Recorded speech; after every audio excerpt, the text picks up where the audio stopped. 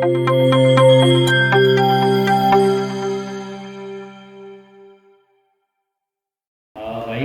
Bapak pengawas Pak Made Pujangga dan Bapak dari SMA 1 Mariku dan dari SMA 2 Mariku, hari ini saya akan presentasi observasi pengelolaan kinerja dengan indikatornya refleksi pengelolaan kurikulum satuan pendidikan SMA 3 Mariku.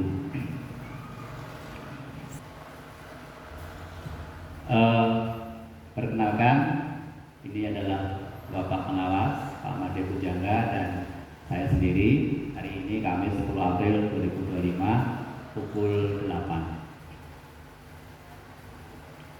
Bapak Ibu, sebelum kita ke kurikulum satuan pendidikan, pengertian dari refleksi itu adalah proses evaluasi dan analisis terhadap implementasi kurikulum yang diterapkan di suatu lembaga pendidikan. Jadi di sini saya sebagai kepala satuan pendidikan membuat kurikulum satuan pendidikan dan saya terapkan di SMA 3 Mariku. Nah, refleksinya ini adalah mengevaluasi ya, dan menganalisis apakah kurikulum satuan pendidikan yang sudah saya buat sesuai atau sudah berhasil diterapkan di SMA 3 Mariku.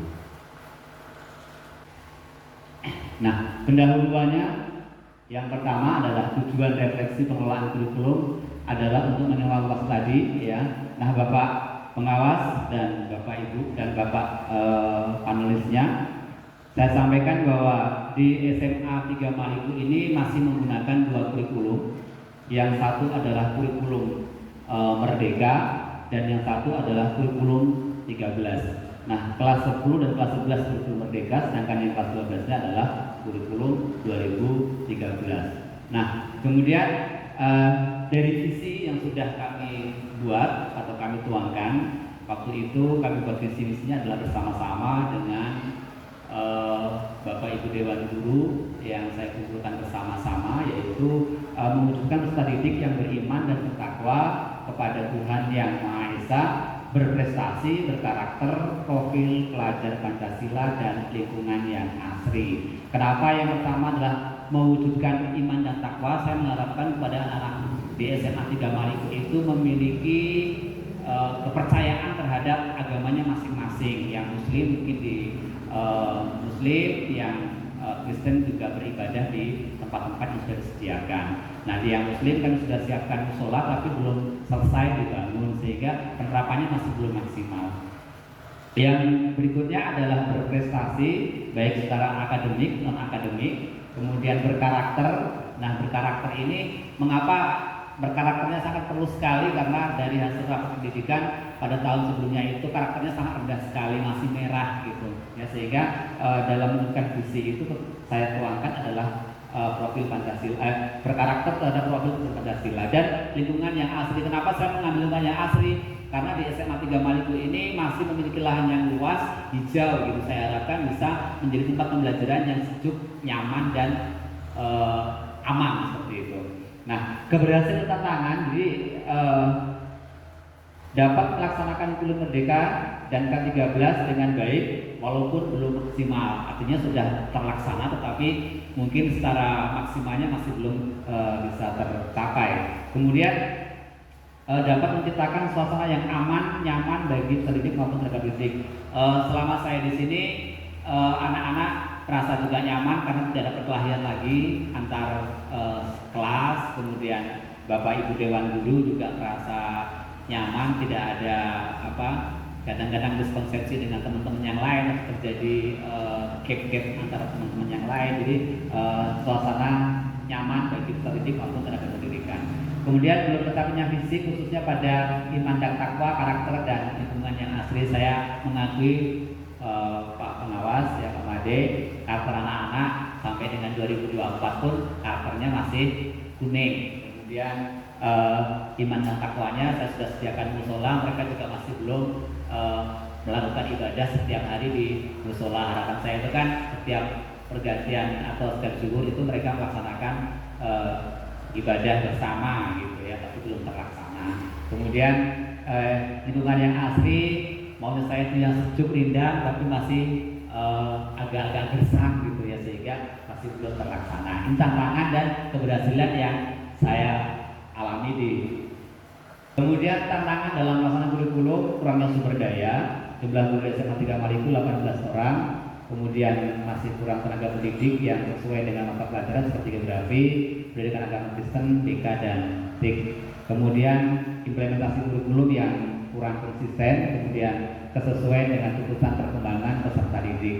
Bagaimana sebaiknya kurikulum? Mungkin harus keterpaduan dan keseimbangan, fleksibilitas, kemudian berorientasi pada siswa, pemberdayaan tenaga pendidik dan pendidikan, keterlibatan orang tua dan murid. Nah, hal ini Pak Made saya sampaikan bahwa keterlibatan orang tua pun sudah kami lakukan, kemudian memberdayakan pendidik dan tenaga pendidikan yang ada juga sudah kami upayakan, kemudian lebih berorientasi kepada siswa, artinya apa yang siswa itu inginkan atau siswa itu kehendaki, kita berupaya untuk memfasilitasinya sehingga kebutuhan-kebutuhan yang diperlukan oleh siswa itu betul-betul terpenuhi. Seperti yang ada kemarin, sarana prasarana di SMA 3 Maliku adalah WC yang sangat-sangat minim sekali, dan kemudian kemarin juga mencoba untuk mengusulkan dan dapat bantuan WC sehingga keterpenuhan untuk peserta didik itu terpenuhi. Jadi definisi pengelolaan kurikulum ini adalah pengelolaan yang mencakup tentang perencanaan, bagaimana merencanakan, implementasi, bagaimana menerapkan di dalam satuan pendidikan. Kemudian yang ketiga, mengevaluasi hasil dari implementasi tadi, dan yang keempat adalah pengembangan kurikulum di satuan pendidikan. Nah, yang berikutnya saya sampaikan Pak Made, tujuan pengelolaan kurikulum di sini adalah meningkatkan kualitas pembelajaran, menyusun kurikulum yang relevan dengan perkembangan zaman dan kebutuhan siswa, mungkin disesuaikan dengan kondisi lingkungan di sekolah kita di SMA 3 Maliku. Kemudian mengembangkan kompetensi siswa, membekali siswa dengan pengetahuan dan keterampilan yang sesuai dengan standar kompetensi. Kita sudah punya standar kompetensi yang sudah dikeluarkan oleh Kemdikbud. Jadi kita memberikan anak itu kan, memberikan pembelajaran kan harus sesuai dengan Pak Made. Jadi ada metode yang digunakan itu harus tepat, dan kemudian media yang digunakan juga harus tepat. Kemudian mencapai standar pendidikan, menyesuaikan kurikulum dengan regulasi pemerintah dan standar pendidikan nasional. Keberhasilan pengelolaan kurikulum di SMA 3 Maliku, yang pertama, pengintegrasian kurikulum dengan teknologi. Pemanfaatan teknologi dalam proses pembelajaran untuk mendukung interaksi yang lebih menarik dan efektif. Untuk penggunaan teknologi di sekolah kami, sebenarnya secara kemampuan IT, teman-teman di SMA 3 Maliku ini hampir semuanya menguasai IT. Mungkin hanya ada 1 atau 2 orang yang IT-nya secara menyeluruh itu lemah. Tapi pada umumnya guru-guru di SMA 3 Maliku itu kemampuan IT-nya sudah lumayan bagus. Kemudian pengembangan program ekstrakurikuler, ya di sini memfasilitasi pengembangan keterampilan non akademik melalui berbagai kegiatan ekstrakurikuler yang mendukung pembelajaran holistik. Nah, yang ekstrakurikuler saya sampaikan juga bahwa di SMA 3 Maliku itu kalau saya hitung ada 9 ekstrakurikuler yang sudah berjalan, ya. Ada voli, ada pencaksilat, ada karate, ada vokal, ada futsal, ya punya kurang lebih 9 ya ekstrakurikuler. Nah, sedangkan yang dari non akademiknya yang termasuk ekskulnya adalah persiapan OSN, yaitu ada bimbingan mata pelajaran seperti fisika, kimia, biologi, kemudian dari ekonomi, kemudian sosiologi, kebumian dan astronomi. Kemudian keterlibatan siswa dalam proyek pembelajaran. pembelajaran di sini mendorong siswa untuk terlibat dalam proyek berbasis penelitian atau kegiatan sosial yang berfokus pada pengembangan kompetensi mereka. Nah, di sini kita melibatkan mereka dalam proyek dalam kegiatan P5 ya, mereka ikut dalam proyek pembelajaran. Seperti misalnya yang di samping ini adalah hasil dari pengembangan koenzim ya, apa kemarin yang Lina itu praktekan. Nah, itu juga melibatkan anak yang membuat, anak yang mengumpulkan bahannya, gurunya hanya mendampingi saja dalam proses pembuatan koenzim kalau tidak salah yang kemarin ya. Nah, kemudian penerapan pendekatan pembelajaran aktif. Nah, ini Bapak Ade yang mungkin menjadi bukan kendala ya, tapi mungkin masih belum efektif ya tentang penerapan pendekatan aktif ini, karena banyak anak yang kadang-kadang menyampaikan, Pak, guru ini kok seperti ini ngajarnya, Pak, guru ini kok seperti ini ngajarnya, seperti itu ya, sehingga penggunaan untuk pendekatan lebih aktif seperti diskusi kelompok, pencari masalah dan simulasi ini masih belum secara maksimal bisa terpenuhi. Ya, tadi kan sudah tercapai, sudah terlaksanakan, tapi tidak maksimal. Tantangan dalam pengembangan kurikulum, yang pertama keterbatasan sumber daya dan fasilitas. Ada beberapa fasilitas dan sumber daya yang diperlukan untuk mendukung pembelajaran lebih optimal. Terus terang Pak Made saya sampaikan, ketika saya masuk di SMA 3 Maniku, saya ada bertanya kepada beberapa teman guru, adakah kurikulum operasionalnya? Beberapa kurikulum itu tidak tahu dan tidak pernah membuat seperti itu. Nah, sehingga saya mengambil kebijakan, karena waktu itu sudah kan pelantikan bulan 2, akhir bulan 2 sudah masuk sini dan harus segera diupload di PMM waktu itu, sehingga saya berinisiatif membuat sendiri tanpa adanya koordinasi dengan teman-teman. Mungkin koordinasi hanya sebatas saya membuat kurikulumnya adalah biar cepat dan sebagainya seperti itu. Nah, di semester berikutnya karena merasa nyaman, saya lanjutkan seperti itu. Nah, tahun 2025 ini mudah-mudahan bisa kita revisi kembali dari kita bisa revisi kembali dari kurikulum yang ada. Nah, penerapan kurikulum mereka yang belum maksimal dan kesulitan dalam mengelola kurikulum yang fleksibel, keterbatasan pelatihan dan pengembangan profesional guru. Ini adalah tantangan dalam pengelolaan kurikulum. Kemudian yang berikutnya adalah evaluasi pengelolaan kurikulum. Ya, yang pertama adalah penilaian berdasarkan hasil ujian dan tes. Jadi kami ketika mengevaluasi menggunakan hasil ujian untuk mengevaluasi sejauh mana siswa mencapai kompetensi yang diharapkan dari kurikulum. Mungkin tingkat kelulusan anak-anak. Selain itu mungkin juga bisa kita lihat dari ketercapaian anak-anak masuk ke perguruan tinggi secara tanpa tes ya. Nah, kemarin tahun yang lalu itu ada 3 orang yang masuk, tadi juga 3 orang yang masuk ya. Kemudian untuk seleksi yang lain seperti OSN juga ada 1 siswa yang bisa mencapai ke tingkat kabupaten. Nah, itu adalah salah satu keberhasilan, tetapi hanya sekian persen. Jadi anggaplah mungkin hanya 10 atau 15% saja yang cukup di situ. Kemudian evaluasi keterlibatan siswa ini mengumpulkan partisipasi siswa dalam kegiatan akademik dan akademik yang mendukung pengembangan kurikulum. Nah, akademik sudah dijalankan dari mulai pembinaan OSN, mata pelajaran, kemudian yang non akademik itu dari kegiatan ekstrakurikuler ya. Tadi yang akademik, selain itu juga ada pembinaan persiapan O2SN. Sudah dipersiapkan Pak atlet, tapi ternyata yang keluar cuma silat dengan karate. Sudah disiapkan yang untuk renangnya, malah yang keluar cuma karate dengan silatnya aja. Jadi saya bilang sama mereka tetap aja berjalan, tidak usah dihentikan walaupun tidak ada dilombakan, tetapi untuk kebutuhan kalian selanjutnya, seperti itu. Kemudian umpan balik dari guru dan siswa. Di sini guru-guru Pak, saya kadang-kadang sering bertanya kepada Bapak Ibu guru itu, saya juga ingin mendapatkan penilaian dari Bapak Ibu guru ketika saya di sini, apakah ada perubahan? Saya juga tanya sama langsung kepada mereka, apakah ada perubahan?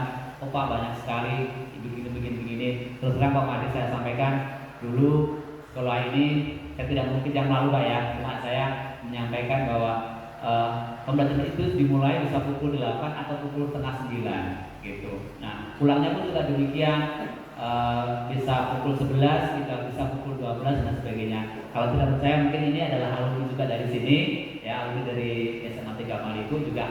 Ketika saya di sini sudah mulai masuk jam 7 dan pulang jam 2 itu sudah sangat luar biasa ya. Jadi ada umpan balik dari anak menyatakan bahwa setelah Bapak di sini ada sedikit perubahan begitu.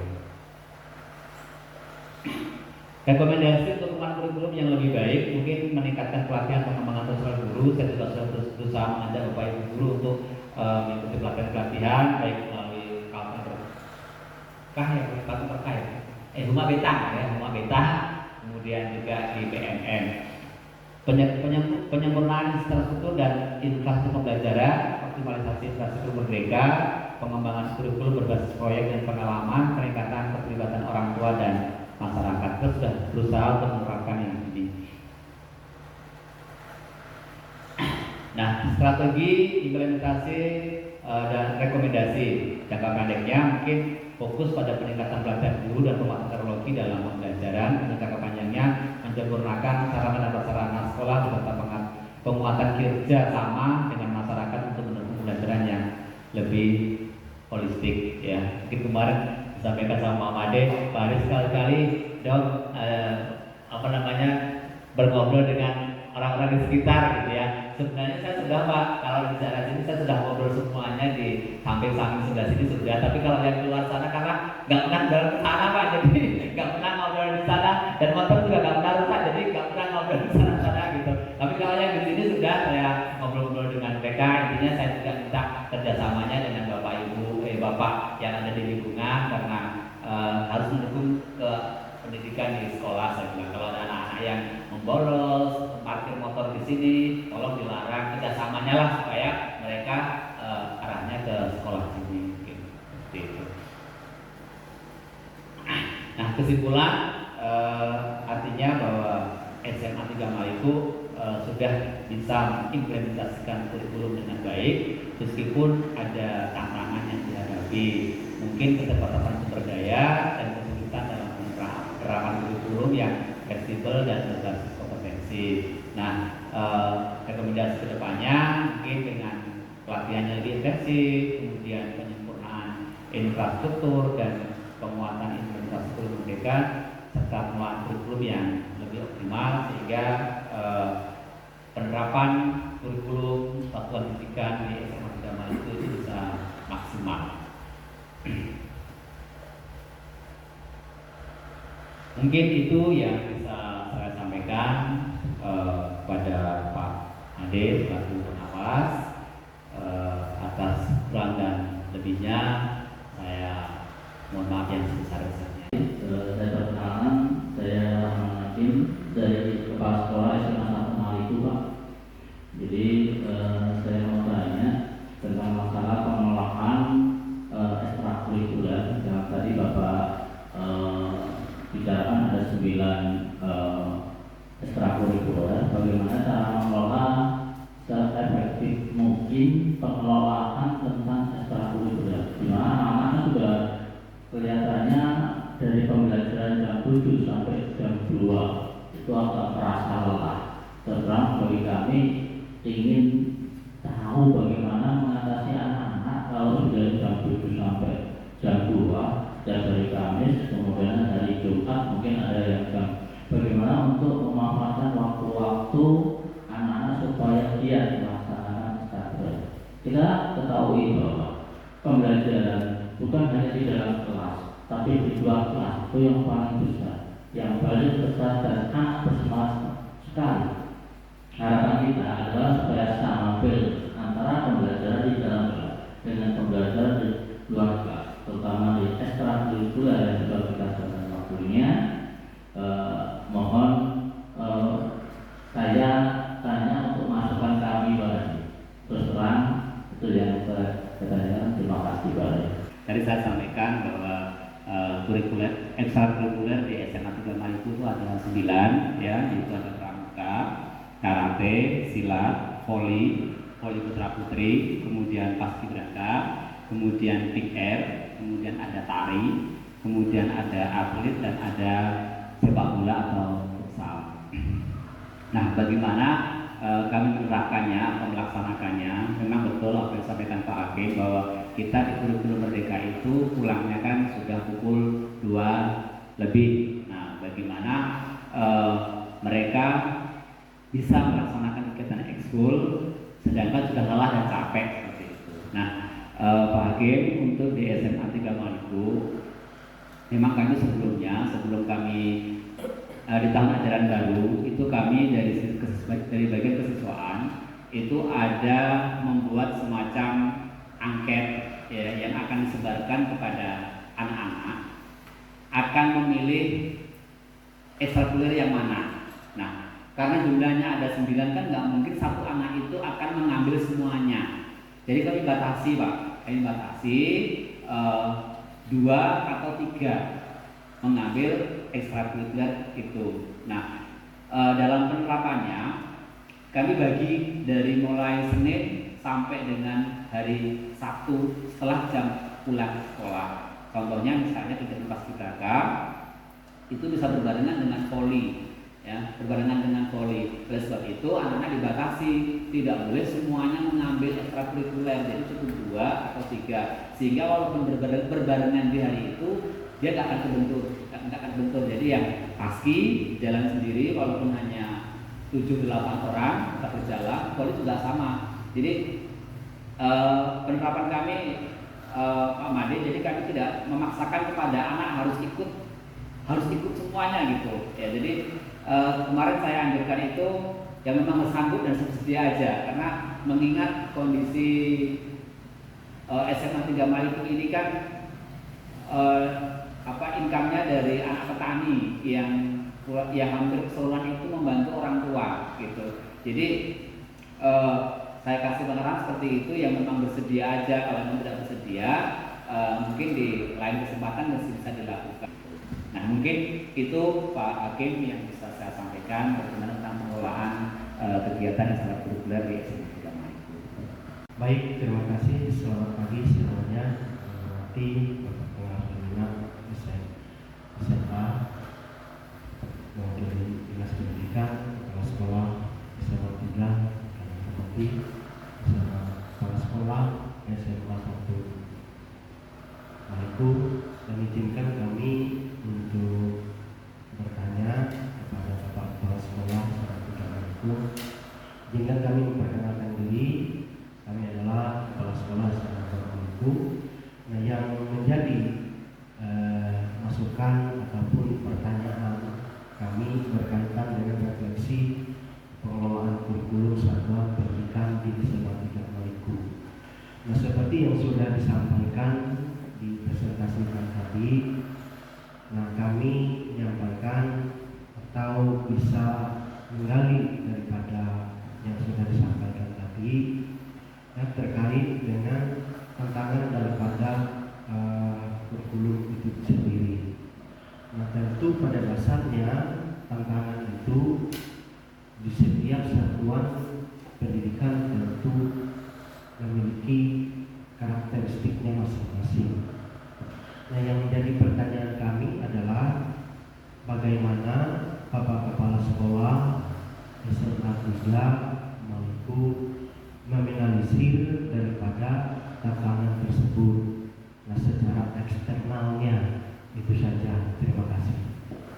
Baik, terima kasih Pak Fredrik Atur dari SMA 2 Maluku yang sudah memberikan masukan dan satu pertanyaan, yaitu tentang tantangan dalam pengelolaan kurikulum di SMA 3 Maluku.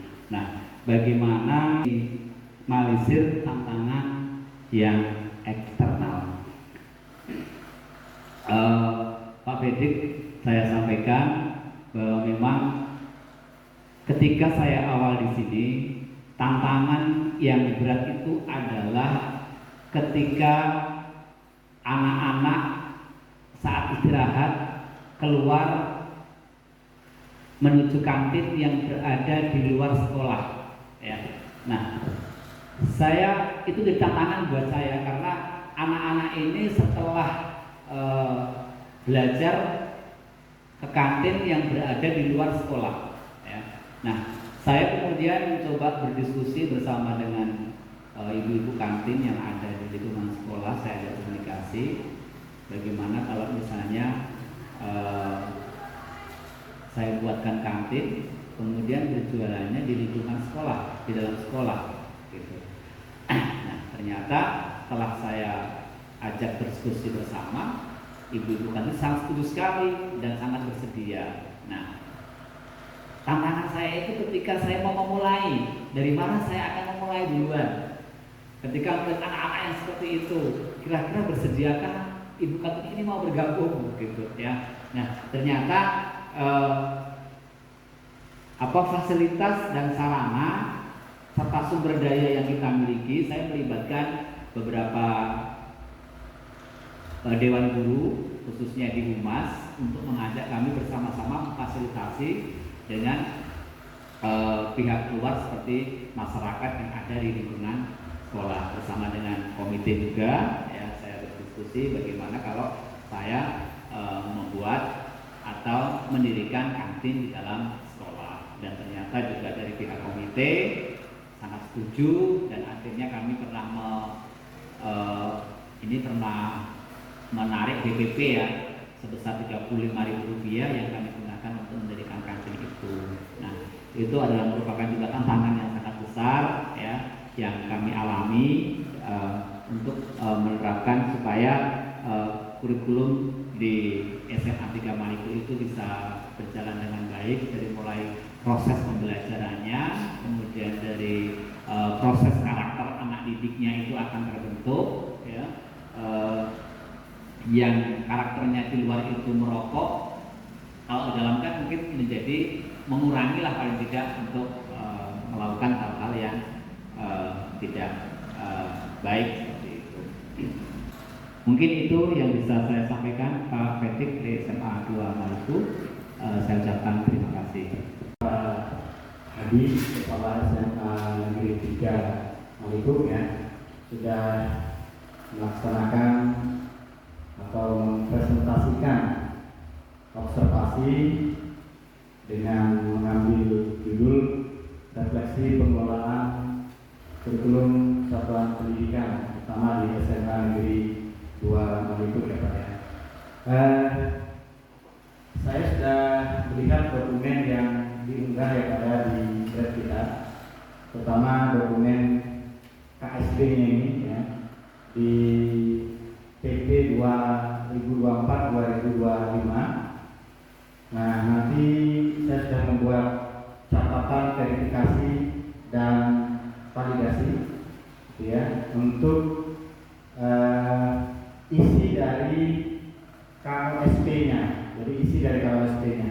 Nah, terkait dengan kegiatan hari ini, merefleksi dari bagaimana mengelola kurikulum satuan pendidikan, maka keberhasilan Pak Hadi ini akan dilihat dari bagaimana pengelolaan kurikulum operasional SMA Negeri 3 Maluku ini nanti bisa berorientasi pada peningkatan kualitas pembelajaran, terutama berpihak pada murid Pak. Nah, pertama pada konteks Bapak memandu refleksi ini sudah mendalam. Bapak sudah menceritakan atau membicarakan tentang umpan balik dari warga sekolah, bahkan dari eksternal tadi ada upaya ya. Jadi di fokus perilaku yang pertama, Bapak terbuka mengakui kesulitan yang dihadapi ya, menganalisis secara mendalam sampai curhat Pak, penyebab dan dampaknya. Ini terbuka Pak. Jadi pada observasi ini saya mengamati Pak perilaku sikap Bapak sebagai kepala sekolah, sebagai pemimpin pembelajaran di sekolah ini, dan Bapak mengakui betul-betul kesulitan yang dihadapi Pak dalam menjalankan tugas kepemimpinan di sekolah ini. Nah, Bapak juga tadi seringkali menyebut tentang memulai dari bagaimana rapor kita, karakter belum bagus, tercermin di rapor. Nah, artinya apa? Bapak menganalisis masalah dan berupaya untuk memahami apa penyebabnya dan dampaknya apa. Nah, kemudian pada sisi temuan Pak ya, ada beberapa garis besar. Nanti file ini saya berikan. Teman observasi di pelaku yang pertama ini Pak, Bapak memang terbuka mengakui kesulitan. Itu yang pertama. Yang kedua, sebenarnya Bapak memiliki kemampuan untuk menganalisis masalah. Ada beberapa tadi di slide Bapak tampilkan, bahkan pertanyaan dari rekan sejawat. Bapak sudah kompetensi problem solving itu muncul Pak dengan sendirinya, dan itu dari internal Bapak muncul. Gitu. Jadi ketika Bapak membahas misalnya di awal keterbatasan fasilitas kita ini yang muncul langsung di sini Pak ya. Ini kan masalah fisik Pak. Begitu masalah fisik ini muncul, Bapak sudah ada upaya gitu Pak, setidaknya memperlihatkan kepada saya dan rekan sejawat, inilah yang terjadi sesungguhnya. Nah, gitu ya Pak ya. Nah, nanti bagaimana peran komunitas sekolah, terutama juga menyangkut anggaran, kan itu pasti dibicarakan dalam konteks perencanaan berbasis data. Nah, langkah-langkah perbaikan juga saya lihat ada Bapak sampaikan. Ya, tadi diuji oleh panelis kita, rekan sejawat Bapak dari Pak Hakim juga. Kalau sampai jam 2 ya Pak Hakim ya, memanage ekskulnya bagaimana? Itu juga muncul Pak. Bapak mengurai karakteristik anak-anak itu seperti apa. Sampai tadi kan orang tua ini basis pekerjaannya apa, sehingga ada keterkaitan yang Bapak harus masukkan itu di pertimbangan untuk itu kan. Nah, kemudian dampak terhadap Bapak sebagai pemimpin. Bapak sempat bertanya juga kepada guru-guru, rekan-rekan guru dan juga anak-anak. Ini sudah juga muncul Pak, gitu ya. Nah, kesimpulan di yang pertama ini Pak, di perilaku yang pertama, Bapak sebetulnya sudah melakukan kinerja dari Februari 2024 sampai dengan April ini, tepatnya 10 April ini, itu sudah sangat baik Pak. Bapak kenapa disebut baik? Kenapa disebut sangat baik? Karena Bapak sudah terbuka. Bapak inti pertama itu terbuka dulu. Bapak nggak malu-malu gitu Pak, nggak menutup-nutupi. Dari awal saya sendiri juga sudah terbuka. Lalu mengakui kesulitan. Lalu sikap ini tidak hanya meningkatkan kredibilitas Bapak Pak sebagai seorang pemimpin, tapi nanti ini kan memotivasi rekan-rekan Pak. Ya, memotivasi rekan-rekan tentu nanti akan mencari solusi-solusi yang terbaik ya. Nanti bisa juga ini dibuat sebuah adaptasi ya, secara solutif bagaimana mengatasi tantangan yang Bapak tuliskan tadi di slide itu Pak. Nah, di perilaku yang kedua, melakukan refleksi secara jujur, objektif tanpa menyalahkan atau melakukan justifikasi. Bapak tadi juga sudah disclaimer Pak. Yang Bapak sampaikan tidak bermaksud untuk menyalahkan yang lalu. Ya kan tidak, tapi itu bagian dari upaya Bapak. Saya jujur melakukan refleksi dan objektif. Kan gitu ya Pak ya. Nah, dari sini Pak terlihat sebenarnya temuan observasi saya. Pertama, refleksi jujur dan objektif ini Pak muncul sebagai sebuah kematangan pada Bapak. Kematangan sebagai seorang pemimpin di sekolah. Nah, tinggal nanti bagaimana kemasan program-program yang terorientasi ke depan, terutama di tahun ini Pak, betul-betul mengukur dan menyelesaikan masalah mulai dari perencanaan sampai implementasinya Pak. Kemudian yang kedua, sebetulnya Bapak juga melakukan kemampuan menghindari justifikasi Pak. Tadi Bapak berupaya Pak, makanya muncul bahasa disclaimer itu Pak. Seandainya itu tidak muncul, Bapak berupaya untuk menyalahkan masa lalu atau orang lain, gitu. Kemudian yang ketiga, kemampuan menilai ini nanti dimunculkan dalam bentuk diskusi, Pak. Itu yang diharapkan. Jadi diskusi ini nanti secara holistik ya, dan dinilai secara objektif ya. Tentu yang paling depan yang Bapak mulai ini untuk meningkatkan kualitas pembelajaran, karena esensinya kan di situ, Pak. Terhadap Bapak Ibu guru. Harus bisa dimulai di tahun 2025 ini, Pak. Bagaimana kita sebagai seorang pemimpin di sekolah memfasilitasi pemimpin pembelajaran di kelas. Harus ada waktu yang kita siapkan mengukur yang namanya tugas pokok 5 M itu, Pak. Kita luangkan waktu untuk mereka, sehingga ini akan menjadi perbaikan di TP 2526 berikutnya. Nah, kemudian berikutnya dampak pada kepemimpinan sudah terlihat, Pak. Ya, walaupun 1 tahun lebih sedikit, ini sudah mulai terlihat ya cerita ini. Kemudian kesimpulan di pelaku 2 ini, kinerja juga sangat baik, Pak. Artinya dari konteks refleksi secara jujur dan objektif ya. Disclaimer Bapak tidak melakukan sikap tidak menyalahkan atau mencari kebenaran, itu sebetulnya Bapak sudah menghindari. Nah, yang nomor 3, Pak, pelaku yang 3. Pelaku yang 3 ini pada observasi ini ya, Bapak sebetulnya sudah mencari contoh spesifik, Pak, dari pengalaman atau situasi tertentu. Ya, temuannya apa? Temuannya begini, Pak. Bapak memberikan contoh, ya. Bapak memberikan contoh, entah ini kebetulan benar atau tidak, menyangkut kehadiran anak tadi. Awalnya itu begini, Pak, ya kan, Pak? Sekarang sudah bisa begini, muncul, Pak. Dan ini kan tinggi pengaruhnya, Pak, terhadap kualitas pembelajaran. Kalau dia jam 8 pulang jam 11 dibandingkan dengan jam 7 pulang jam 2, kan kualitasnya beda. Kan gitu ya, Pak ya. Itu sudah dibenahi dengan baik. Nah, kemudian yang kedua, data dan fakta. Dalam refleksi ini, Bapak sebagai kepala sekolah sudah memberikan ulasan tentang keberhasilan beberapa program-program. Yang terkini program peningkatan itu adalah pelatihan guru berkah. Ya, ini kan sudah baik, Pak, sudah muncul.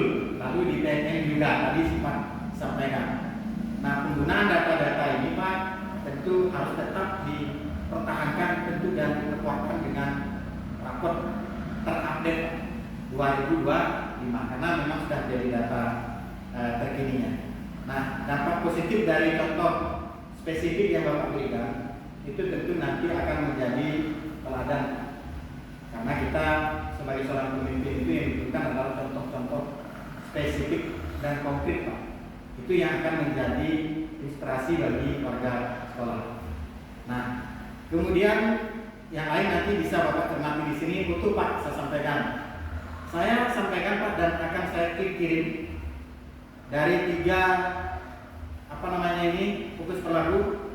Memang Bapak sudah menampilkan observasi ini dilakukan dan efektif, Pak, dengan warna hijau. Ya, ini terlihat dengan jelas. Saya juga berproses karena tidak serta-merta hari ini.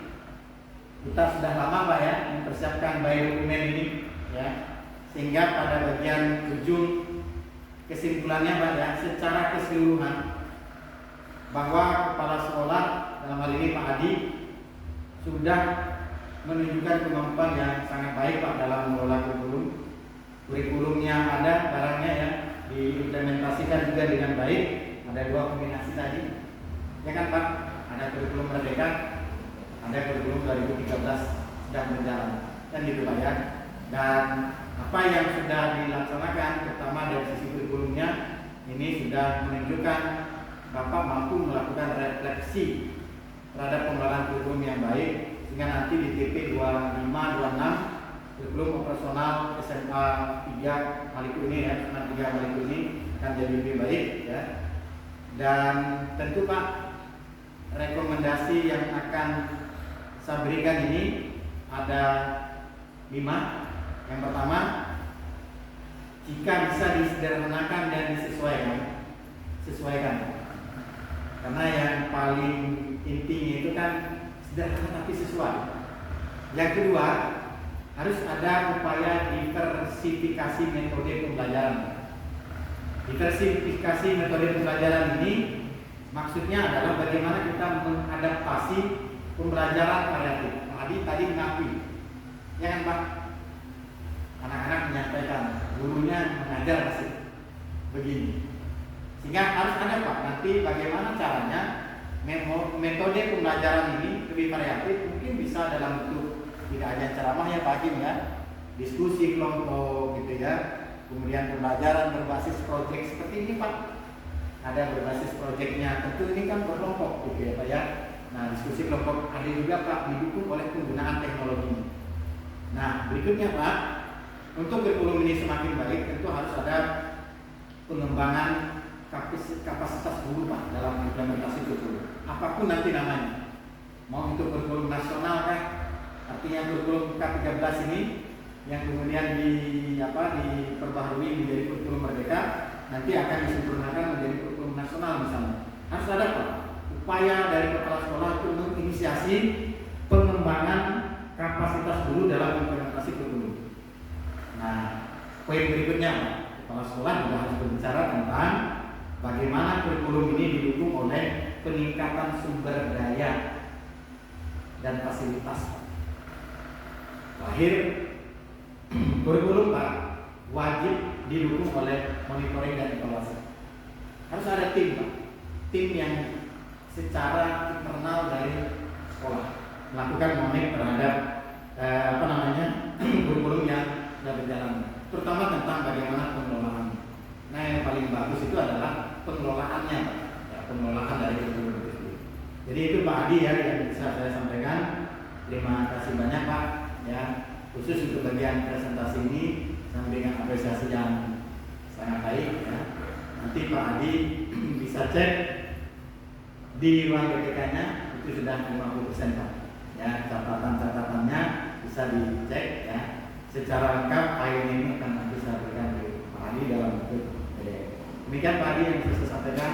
Terima kasih ya. Saya kembalikan ke Pak Pak Made selaku pengawas pembina di SMA 3 Maluku yang sudah memberikan banyak sekali masukan, masukan-masukan dari refleksi pengelolaan kurikulum satuan pendidikan khususnya di SMA 3 Maluku, dan masukan-masukan yang sudah Bapak berikan sangat membantu dan mendukung kegiatan tempat ini, dan mudah-mudahan kedepannya kami bisa terus berproses untuk tentunya menjadi lebih baik, menjadi lebih maju, bukan lebih mundur ya. Dan